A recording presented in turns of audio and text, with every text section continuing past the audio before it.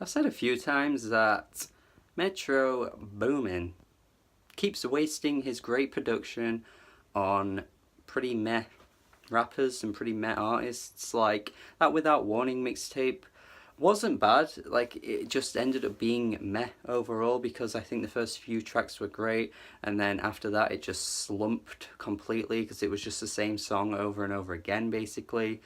But now we have Big Sean on a project with Metro Boomin. Yeah.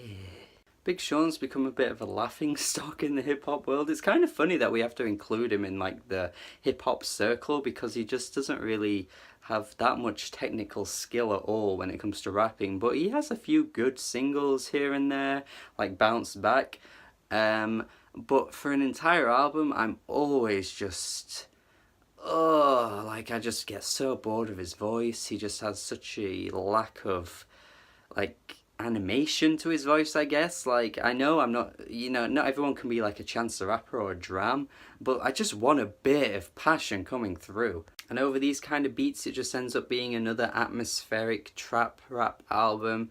Maybe not that much leaning in the trap direction, but of course it is Metro Boomin, so we do get his usual style, and I do like it. I just wanted a bit more variation on the rapper's part because I just don't feel like Big Sean's doing anything here that will ever remotely interest me. I could listen to this 10 more times and I would still get no feeling from this album that is any different to what I feel now. I was losing a bit of attention on the album, to be honest, and then on Savage Time I hear him drop a line like I'm the greatest rapper of all time, and that's just funny. I mean, it's a common thing in hip-hop to say something like that, but just to hear it from someone like Big Sean is just even funnier than it usually is. Like, dude, like, you can't honestly think you're that good.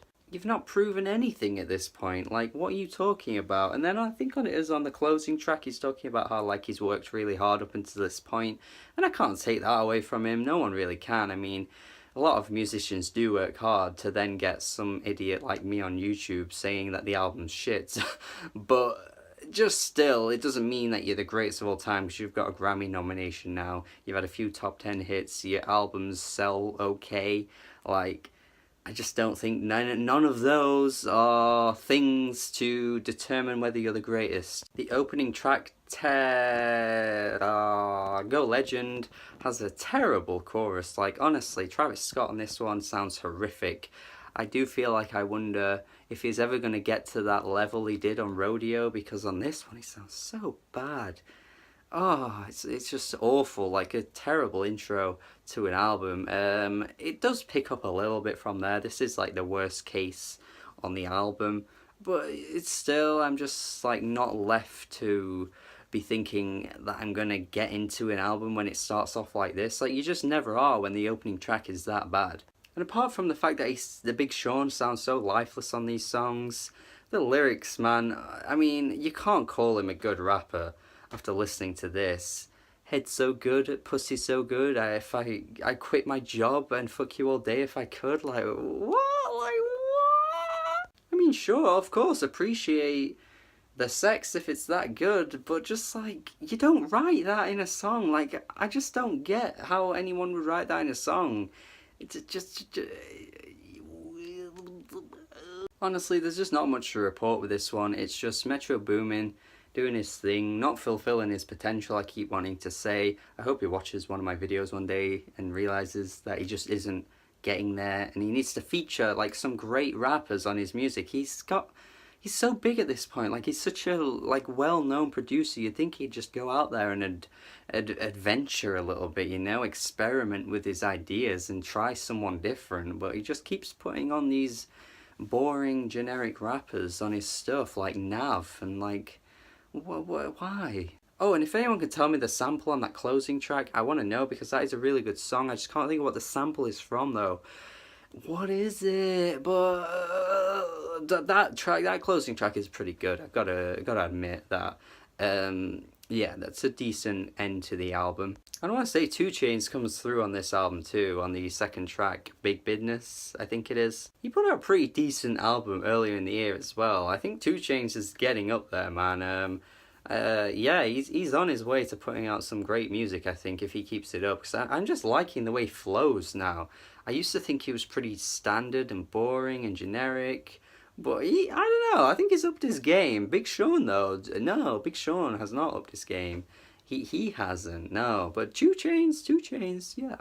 Double or Nothing, D minus. This is less than average for me. Too bland. Even Young Thug is on a track, and I just don't really care for his presence.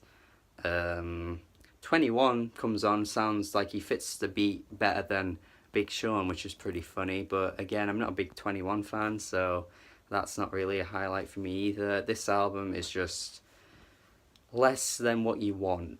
But if you don't like Big Sean, then you're not going to expect much anyway, so I don't know. Let me know your thoughts on this. Is it just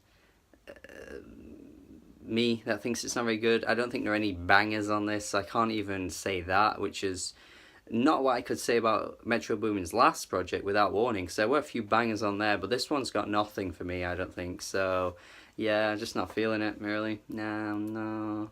If you like this review, subscribe to the channel for more reviews. Let me know what I should review next, and do have a good day.